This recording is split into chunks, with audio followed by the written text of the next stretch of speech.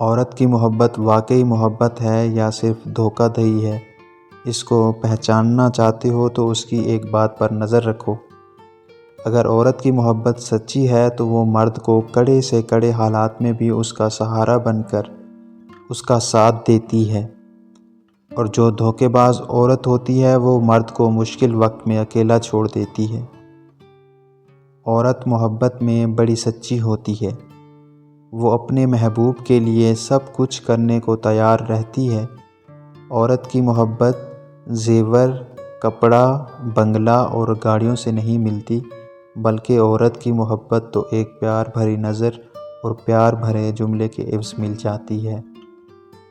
نفسیات کے مطابق رات کو نیند نہ آنے کا مطلب ہے کہ آپ کا ذہن ایسی سوچوں میں مبتلا ہے جس کا تعلق آپ کی ذات سے ہے۔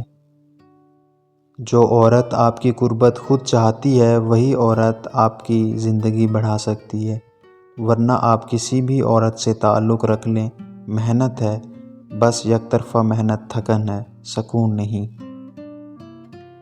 جو لوگ ہر وقت سوچتے رہتے ہیں وہ نفسیاتی طور پر کسی پریشانی میں مبتلا ہیں۔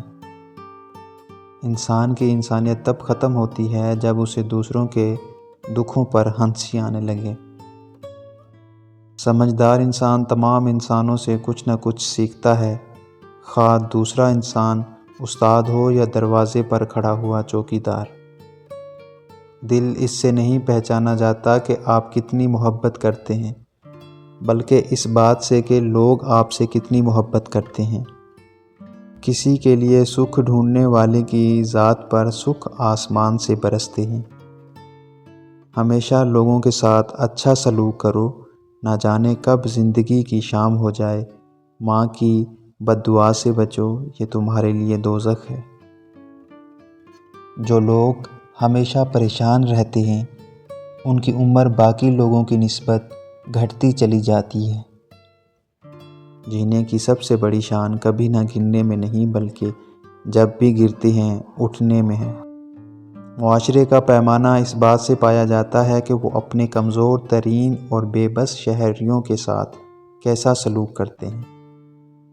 جو لوگ ہر وقت خاموش رہتے ہیں وہ احساس کمتری اور شرمیلے پن کے شکار ہیں۔